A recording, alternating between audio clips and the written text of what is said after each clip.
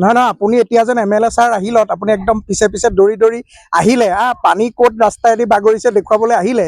এই আপোনাৰ ঘৰৰে দেখোন আপুনি ইমান গণ্য মান্য ব্যক্তি হৈ পেলাই আপোনাৰ ঘৰৰ দেখোন বাউণ্ডেৰীৱাল ৰাস্তাৰ আগত আপোনাৰ এই এহাত মাটি, আপোনাৰ ড্ৰেইন খান্দিবলৈ, খাল খান্দিবলৈ এহাল মাটি আপোনাৰ গেটৰ সন্মুখত নাই। আপুনি ইয়াত আহি পেলাই MLA ছাৰ আহিলে কাৰণে আপুনি ইয়াত ফালিবলৈ আহি গ'ল। আপুনি কথাটো বুজি পোৱা নাই।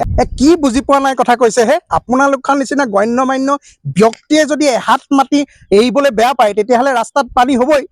আগতে চহৰত হৈছিলে, চহৰত ঘৰ কিনা মানুহবিলাকে মাটি এৰিবলৈ বেয়া পায়। এতিয়া গাঁৱতো ঘৰৰ চোতালত টাইলছ লগাইছে, কিন্তু আপোনালোকৰ সেই খালটো খান্দিবলৈ এহাত মাটি আপোনালোকৰ নাতে। চাওক, এই এহাত মাটি কম হৈ গ'লে আপোনাৰ আয়স কমি নাযায়, বুজিছেনে? মাটিখিনি লগত লৈ যাব নোৱাৰে। আপোনালোকৰ নিচিনা মানুহৰ কাৰণে এই আমাৰ গাঁও অঞ্চলত, এই আমাৰ চহৰ অঞ্চলবোৰত পানী হ'বলৈ লৈছে। আমাৰ ইয়াততো বানপানী নহয় ন, আমাৰ ইয়াততো নৈৰ পানী নহয়, আমাৰ ইয়াত প্ৰাকৃতিক পানী নহয় নহয়।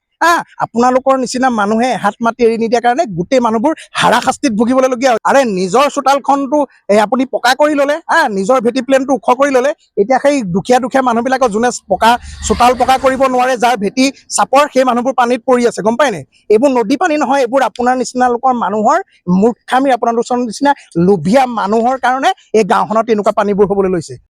আৰে নহয় কথাটো